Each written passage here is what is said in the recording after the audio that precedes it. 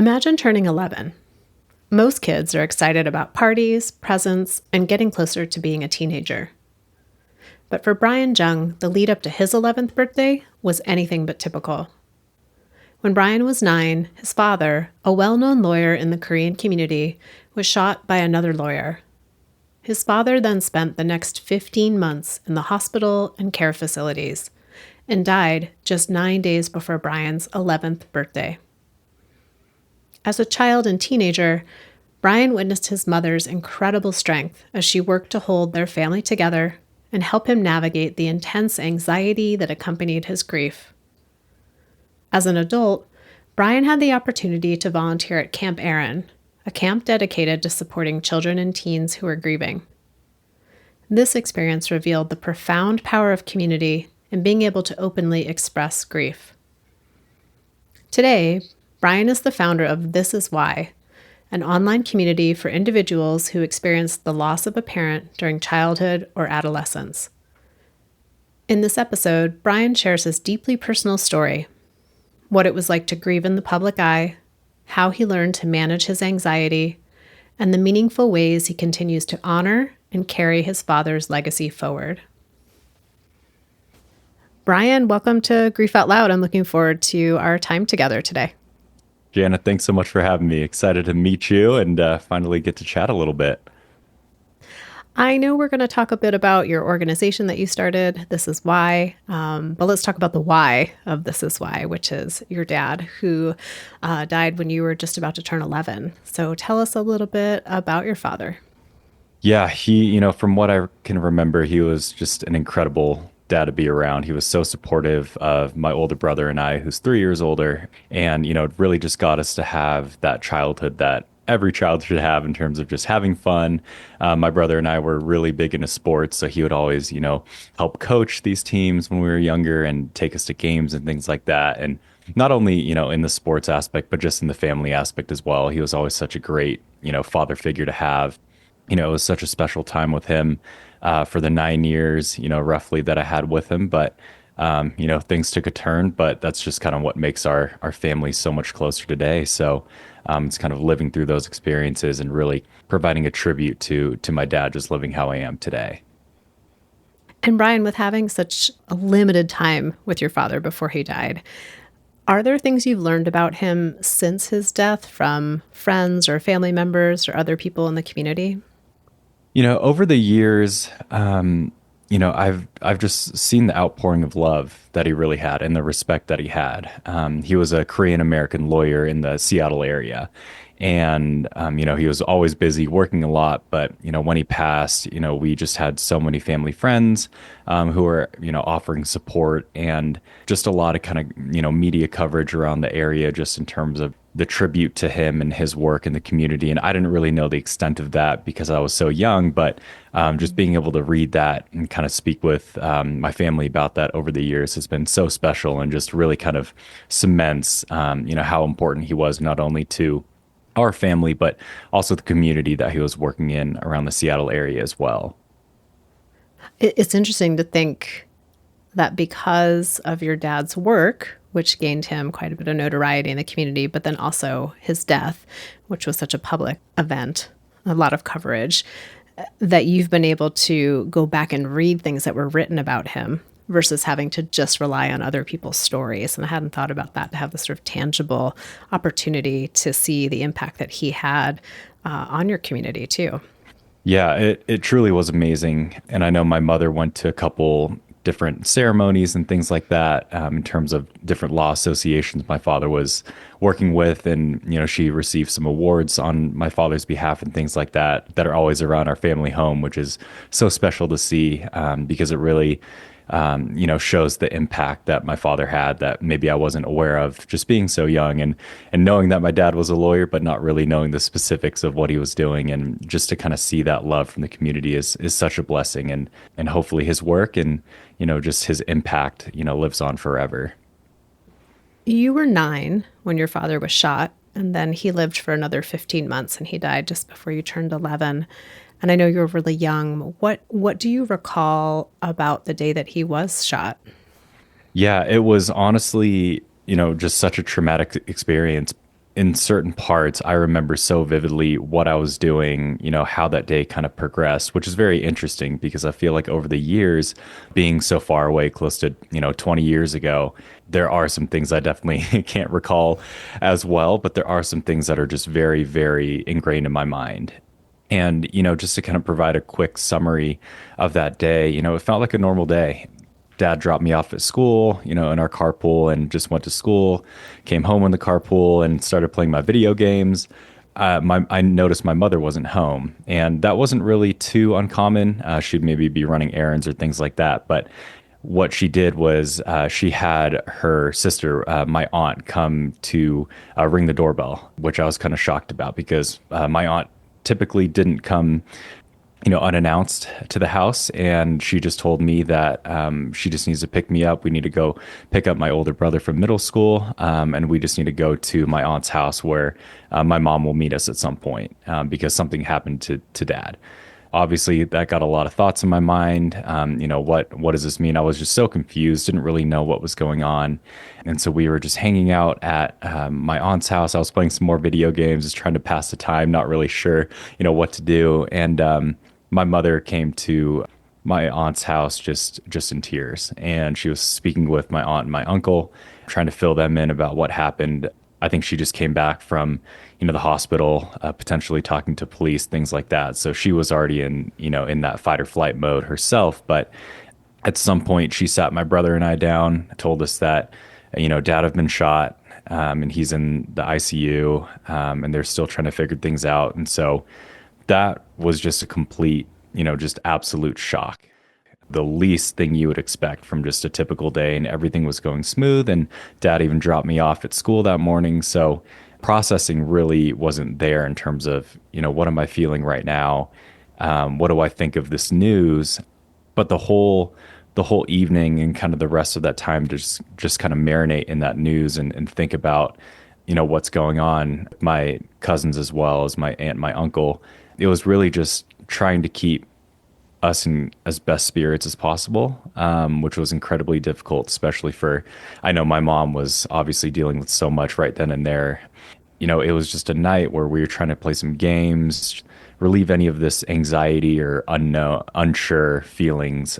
And, went to school the next day. My mother told my brother and I, you don't have to go to school, but if you want to, you can. I ended up going. And it was just a very odd day, I would say, just because they made an announcement over the school intercom, which I wasn't expecting. And that kind of just brought up a lot of things where, I was hoping it would be a little more private, but I guess the news did get out a little bit. And, just that the whole day and kind of those days in between obviously were very tough to manage, but some of those moments are things I'll never forget just because of the impact that they had so early on. Yeah, it's always interesting to look back on those moments or those times when you get news of a tragedy, what sticks with you and then what turns into just like the haze. You mentioned that when you first heard like something happened to your dad, but we're going to go to my house and then wait for your mom and she'll tell you more later, that it had already sparked some thoughts. Do you remember what you were trying to play out of like what could have happened before you heard what actually happened? I think what my aunt said in the beginning was that he was just sick and that he was just in the hospital. So it didn't really, strike up any significant thoughts or anything. Maybe he was just sick. And so that probably just alleviated some of that anxiety for my brother and I when my aunt told us both. I think it was just a matter of time, and I'm glad that my mother told us in the most rawest form later that evening what really happened. And obviously that was just something that I would never expect, something that typically doesn't happen, I would say, especially within our family, the people around us. So it was just a very rare scenario. And I think just being a 9-year-old was really just what's going on, just a lot of confusion, I would say. But I think what made it so hard was because my dad and I were so close, and we had that bond. We were just watching some of the election coverage at that time, the night before, together. I think that's what really kind of sparked up all these internal feelings and sentiments about, okay, things are really going to be different now, but let's see if dad can get through this and go from there. Yeah, it was definitely not the easiest time, not only that day, but also the days after. So, how did you and your family navigate those next 15 months? Yeah, it was incredibly tough. I developed a pretty severe anxiety disorder just because I think it was not only the shock of this tragedy and what happened, but I think just not having mom around because she was, often going to the ICU or eventually the rehab center where my dad went kind of later in his years.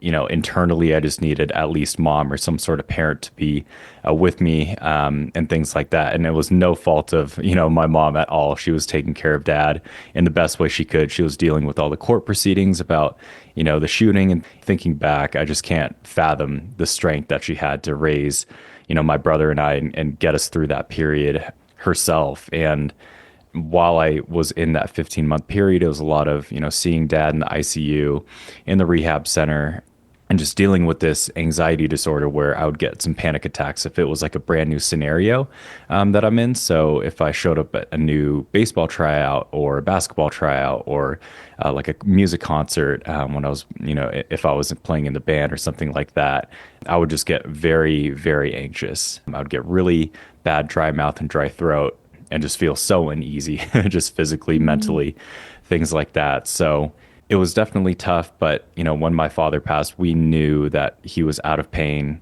And based on our family faith, we just knew he was in a better place. And so that really kind of gave us comfort through that. But obviously losing dad just as dad was incredibly difficult for sure. What was it like spending time with him at the hospital and at the rehab center? It was a lot of kind of mixed feelings because I was so excited that I was able to see him. But the hardest part was just seeing him in that state where he wasn't able to communicate, talk, move. And that was the hardest part to see just because I wanted to do something to help him. And I really couldn't. And that was really hard to kind of grasp. And I knew my mom was trying her best to take care of him and bring me and my brother and I along. But also, I knew that she kind of wanted to not have my brother and I continuously go as much as she did to the hospital, just because she didn't want us to have that image of dad at that time and really kind of be not necessarily scarred, but negatively impacted by just seeing him in that state. But I'm just so grateful that I was able to go see him as much as I did and at least spend time with him, regardless of if he could communicate or not. That was just so special and important to me just to know that he was aware that, our family was there for him, going to be with him by his side, whatever happens. And that was really, really special for me. I've heard kids at Dougie Center talk about when their person was dealing with a long term illness, which, in a sense, your dad wasn't really dealing with a long term illness, but a long term incapacitation in that way. They sort of adapt to it and get used to it. I say with air quotes to get used to it. And then, even though they may know that this condition could end their person's life, they're still sort of surprised by it when it does happen. They thought, well, it would just be like this. And I was curious what you remember about your sense of that.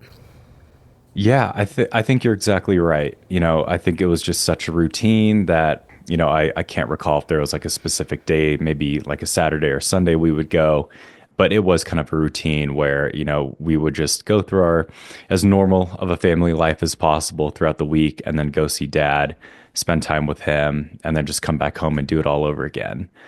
So there was that kind of normalcy and that consistency in terms of that routine.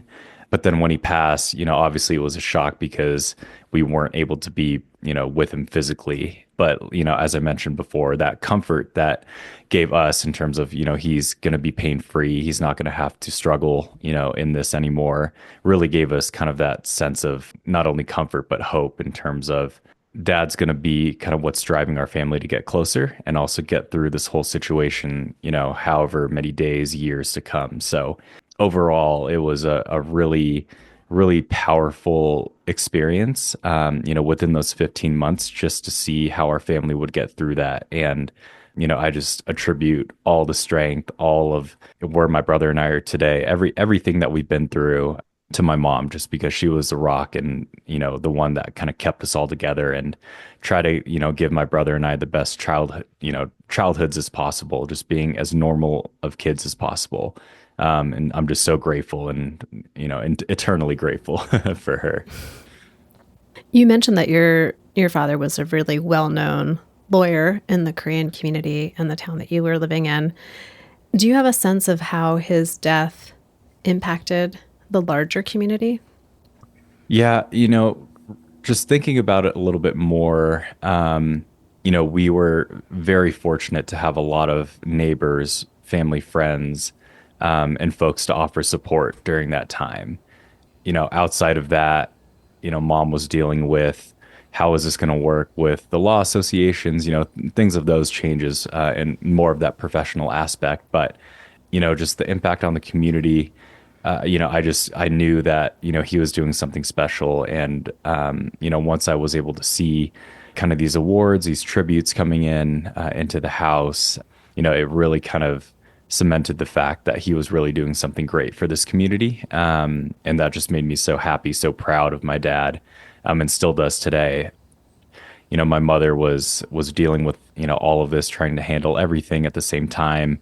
But she did just such an amazing job being able to work with the people who are offering support and really trying to relay that strength to my brother and I. It really kind of showed just with all the outpouring of love that we had, what my father was able to do. And I'm just so grateful of all the support, just because we wouldn't have been able to get through, that difficult time, I would say, without, all of this help coming in to the house. So yeah, very, very special to think about. You've mentioned a number of times now, Bryan, just how basically in awe of your mom you seem to be, like so grateful for her support and her strength and her capacity. Have you had conversations with her now as an adult about what it was like for her at that time? I have, and it's been really great. Just kind of every now and then, just reflecting back and checking in. It always just holds true that she was just doing everything she possibly could to keep our family together and help us get through this difficult time. And I always just draw out from our conversations that it was so special what she did. Everything that was going on with not only myself, my anxiety disorder, but being a kid as well, and along with my brother, and also herself, dealing with her own grief and her own, emotions and feelings. It's been really reassuring, every time we have these conversations, and it really kind of gives me a real perspective of, as I get older, I have this different sense of appreciation. Even though I was already so appreciative before, it's very different in terms of just all the ins and outs, and everything, just encapsulating the whole experience. How she was able to get our family through this. So it's been great just being able to catch up with her and kind of talk about these things all over again. What did you or who did you turn to for support with the anxiety that really developed after your dad was shot, and then I'm imagining continued for a number of years? Like what did you end up turning to for help around that? Yeah, my mother was really pushing to get me to feel better, just in general. But she really wanted me to get help because she knew how deeply it was impacting my life. So we went to different counselors, different psychiatrists, just to see if, talking it out, letting out some thoughts to someone else is going to be helpful. But I think just being a young teenager and, just being a teenager in general, I just wasn't as receptive to kind of that experience of counseling. And it was probably a lot to do with, yeah, I don't really want to talk about this as much.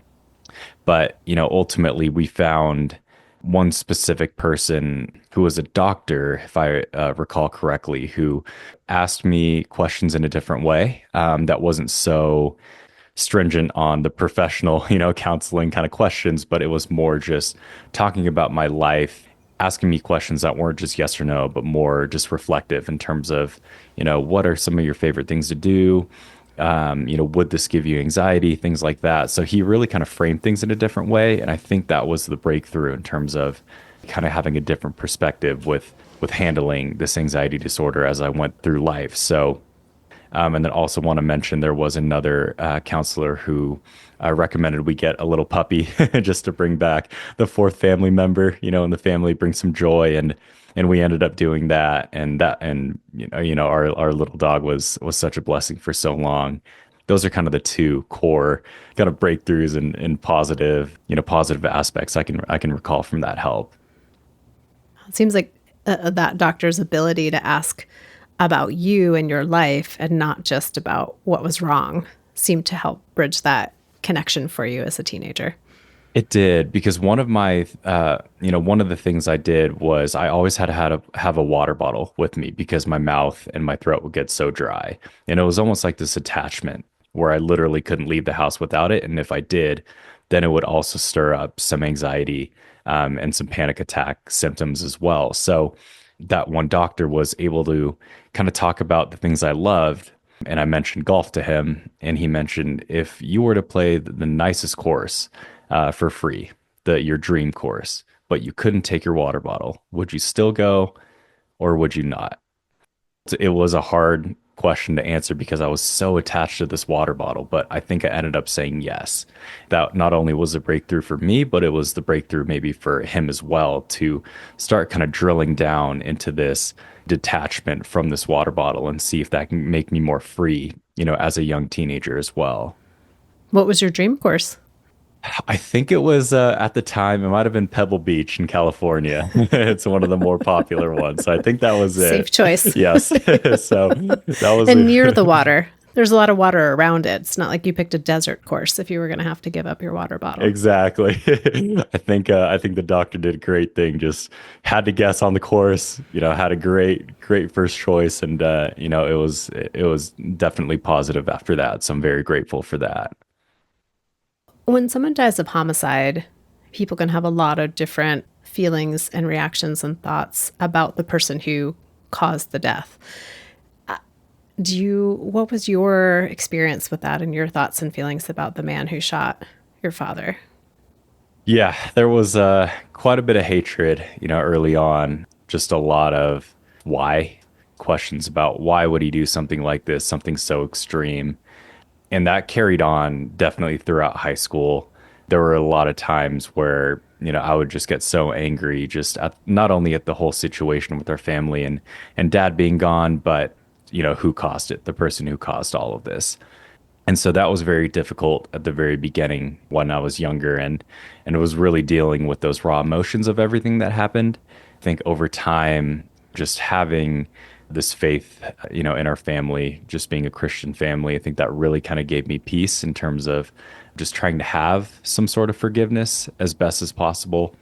And I think over the years, I always say that the experience obviously wasn't ideal, losing a core family member, but I've learned so many incredible things just from my experiences and just life in general and just how I go about life, how I, try to be my best self, not only for me, but also my family, my dad. And so it really kind of paved the way in terms of just really having this purpose in my life and how I want to portray myself, really kind of share, my love, my empathy to anyone and everyone I can. And so today it's probably a little bit less of feelings of hatred and things like that, but I'm not sure if it'll ever be, completely fine where it's 100% forgiveness towards that other lawyer who shot my father. But sense of peace is definitely there today, which is something I'm grateful for, and hopefully that can turn into, maybe a little more forgiveness down the road, and really kind of think about, these things in a different way. Seems like the growing of that forgiveness feels really important to you and as a reflection of who you are in the world and who your father was and things that he valued as well. Yeah, I definitely believe so. Just because, there unfortunately are so many things that happen in this world that can really impact your life, in a positive way, but, also in negative ways as well. I think just having this burden in your heart for so long that's consistent and ongoing and perpetual is can be really difficult, but also maybe kind of limit some of the growth, personal growth and mental health, growth as well. So I try to be have this mindset of as positive, optimistic as I can, and really try to share that with as many people as I can, whether it's someone I know very closely or someone I just met. In a sense, you and your family have two grief anniversaries, the day that your father was shot and the day that he died. What's your relationship been with each of those dates over the years?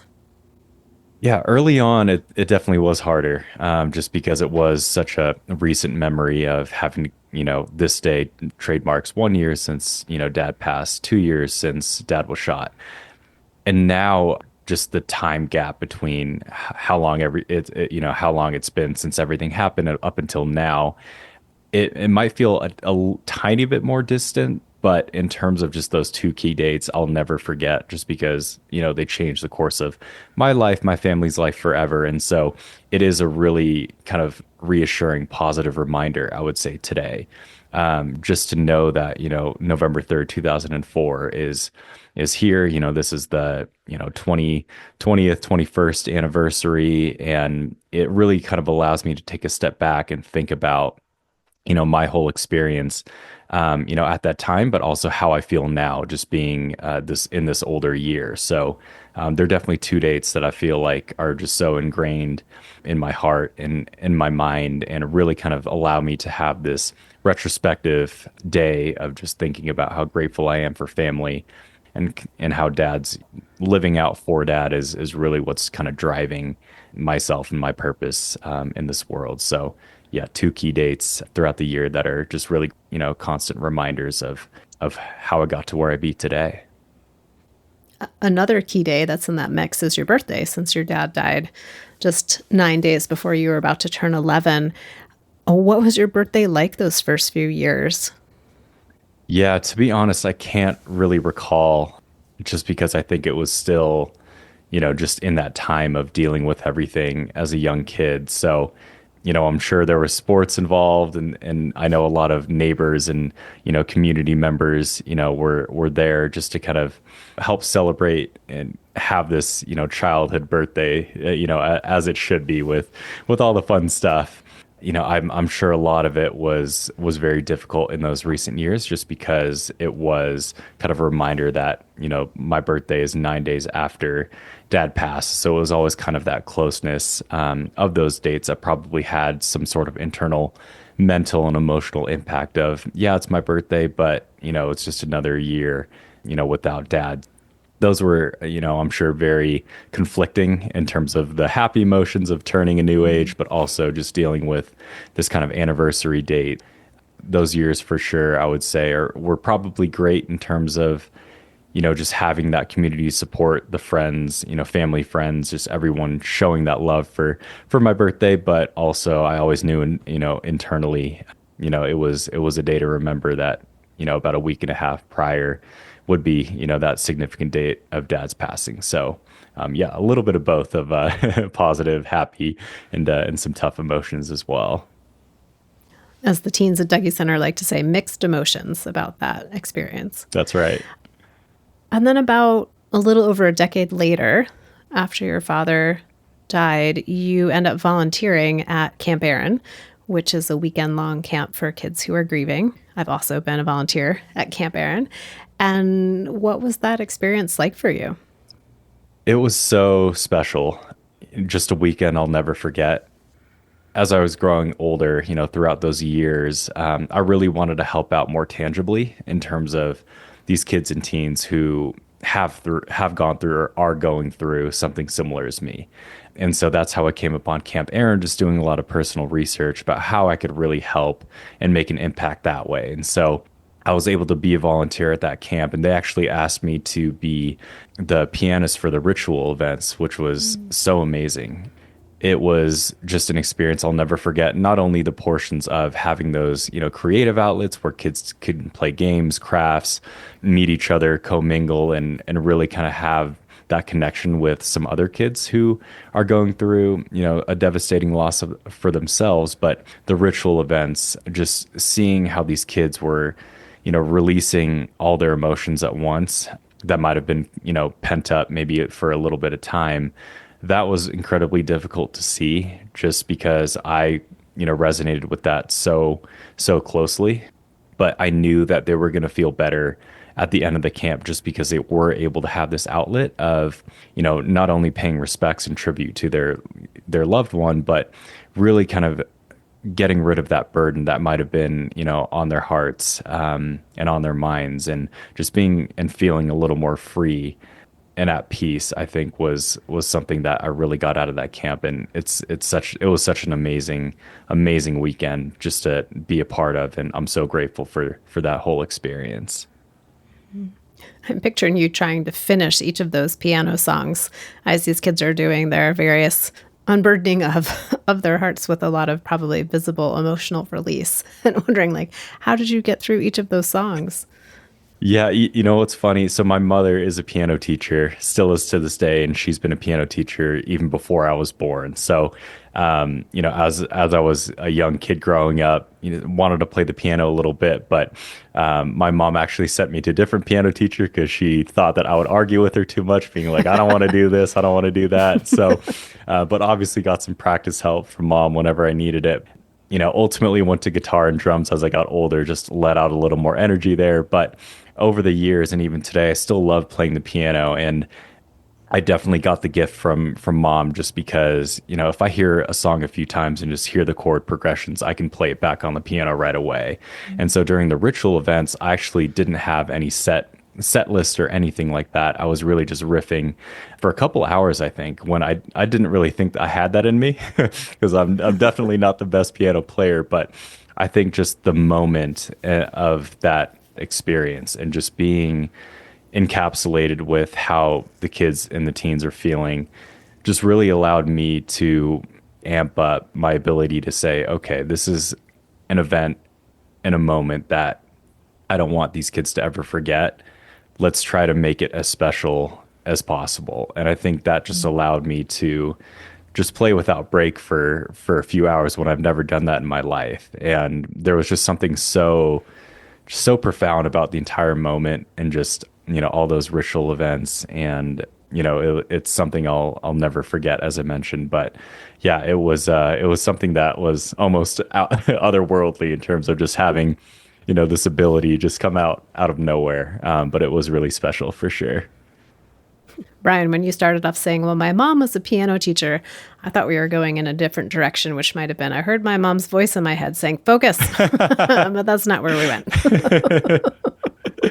Yeah, I ended up doing drums right after piano just because I knew I needed to hit some things and make some noise that way. So, but piano is always something I love and still love to play today. You recently started an online community called This Is Why. What's the origin story there? Yeah, it really comes down to, after Camp Aaron, how can I more tangibly be involved? That really, I had that spark of interest before Camp Aaron. Like I mentioned, I really wanted to try to help out as much as possible. But going through Camp Aaron and seeing how an organization can put on an event like that to help these kids and teens really kind of pushed that interest and that passion within me. So kind of speaking to different organizations, trying to get some advice on what things I could do, what are the best ways to go about it, what are some gotchas, in this venture. I ended up starting This Is Why, a creative platform for individuals who have lost a parent as a child or teen. And I launched that on Father's Day, 2021. And that was really just kind of a milestone moment just because of the years between Camp Aaron in 2019 and then 2021 was a lot of just research, trying to figure out the best way to go about this. And I thought having a written format, kind of a blog format would be a nice starter, just because it would provide a creative outlet for these individuals who have lost, a parent at a young age, really allow them to have this opportunity to share what they're feeling when maybe they did not want to do that vocally or even within their family, or really kind of share those experiences. I wanted to provide a way they could have this introspective moment and write out whatever they're feeling. And that's been incredibly special to see these stories come in and read how their experiences are so different, but so similar to mine as well in some ways.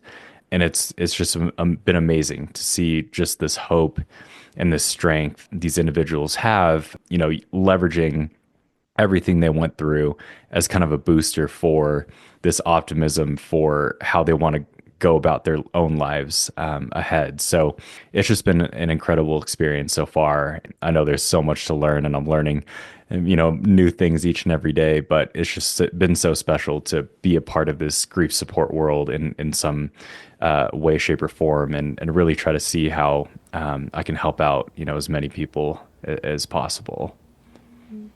Is there anything that you've learned about grief from reading those entries that stands out as different than what you went through? Yeah, I think the uniqueness of each story, it's very cool to see just because they have their own thoughts and their own experiences, and they have their own sort of trajectory and timeline of how things progressed, what happened before, what happened during, what happened after. I think the differences are just how some of these storytellers are sharing what they felt and, kind of formulating that in a way that really shares their experiences during, the closeness of the time when they lost their loved one. But there's also so many similarities in terms of the shock, the grief after, the whirlwind of emotions, and always just that level of, strength and hope that they always try to portray at the end of their story, which I think is so amazing because I don't have any limitations or prompts or minimum number of words, anything like that. I just want individuals to just share what they're feeling in whatever way they want to. Most, if not all, stories end with this sort of statement of hope and perseverance and optimism, which I think is so profound because I think one, it is a tribute to, our lost loved one and how we can go about our best lives, for them, but also it's just a way that we're kind of learning how to figure out this life that we have that might get busier and busier over the years and might get, tough at some points, but, incredibly free at other points. And I think it just really formulates this image and this way of thinking and this mindset of how do I want to be? Who do I want to be as I go through this life without, my lost loved one? So it's been incredible to read these stories, over and over. And it's something that, I really love to provide that opportunity for more individuals to share as well if they so choose. But I think just that cathartic experience of writing out some of your thoughts is something that can be very beneficial in the journey as well. As you were talking, I was reminded of something Cheryl Strayed has said. I don't know if I read it in her writing or I heard her say it in a podcast, so I might not get it exactly accurate, but she said she came to a point of realizing that a lot of the things and the ways that she was living her life at a certain age, she caught like, oh, I'm trying to honor my mom's life by destroying mine. And it was a real turning point for her to say, the best way to honor my mom's life is to honor my life and to make some changes about how I'm living and engaging in the world. And it seems like that's really where you've landed. Absolutely. I prioritize self-care and health so much now. And I think that is the best way to maybe honor our lost loved one is that if I can be my best self, whether that's physically, mentally, emotionally, spiritually, that is what's going to be, making my dad the most proud. It's just being who I am as an individual. And I think most of that is credited to, if not all, my mom again, just not really having such strict parameters in terms of certain things growing up, but she really just wanted my brother and I to do the best that we could in whatever we did. So whether that was school or sports, there was never like this threshold that we had to meet to make her happy. She always just said, do your best, that's all you can do. And I really live that today in terms of there's so many things that can complicate our lives in different ways. But I think just if we are able to do what we can to be our best selves, our most individualistic selves, and share that expression with others around us, I think is the best way to live our own lives, but also, to honor our lost loved ones as well. The why of this is why is really what we get down to. So, Bryan, if listeners are wanting to come be a part of This Is Why, what's the best way for them to find you and find the community? Yeah, so the website is thisiswhy.life. This is why has platforms all over social media, just posting some different things. And recently, this past November, actually, we have brought on a mental health coordinator and grief support expert, Kelsey, who's been amazing. And she's been a blessing to kind of bring on these new ideas that maybe I didn't have, over these years, just working with this in this venture for so long. She has been able to just bring out so many great ideas. And it's been awesome just being able to bounce ideas back and forth with her. So one of those great ideas was creating this resource intake form that we recently launched. And it's essentially a short questionnaire of talking about the loss of a specific individual, but also just the impact around that loss as well in terms of that individual's life. And the questionnaire is really set up to provide the most specific support for that person because Kelsey and I understand that, everyone's journey and experiences are unique and definitely contextual. And so we want to tailor that type of support as best as possible. And while we do want to have some more generalized support as well, sharing different organizations and what they do and things like that, we want to try to do our best to tangibly help by really kind of seeing this person's story, seeing what this person feels about his or her life at that time, right now, and really try to tailor some support that way as well. So, we just want to have the most impact that we can. And if it helps just one person, that's all that really matters. And so we try to share as much content support as possible, just so we can try to help these individuals to feel like they're not alone and that there is a community of fellow grievers that have been through a similar loss, and really try to have this sense of support and comfort, knowing that there are people helping together to create something special and really kind of be a part of a life that is satisfying and honoring, who their lost loved one is. Well, it sounds like This Is Why and Grief Out Loud have some similar missions of helping people feel less alone in their grief. And Bryan, thank you for your time today for helping to fulfill part of that mission. And just grateful for our conversation today. Thank you so much, Shanna. Really appreciate it, and thank you for all that you do, all that the Dougie Center does, and can't wait for what lies ahead. And listeners, I say this to you each and every single time, but thank you for being part of the community, for helping the show mean something. It's our 10-year anniversary this year, and we'd love to hear from you. You can email me at griefoutloud@dougie.org. That's dougy.org. That's also our main website, where you can find information about our local programming, all of our downloadable resources, and of course, each and every episode of Grief Out Loud. The podcast is sponsored in part by the Chester Stephan Endowment Fund. Grief Out Loud is a production of Dougie Center, the National Grief Center for Children and Families in Portland, Oregon. Thanks for listening. Hope you'll join us again next time.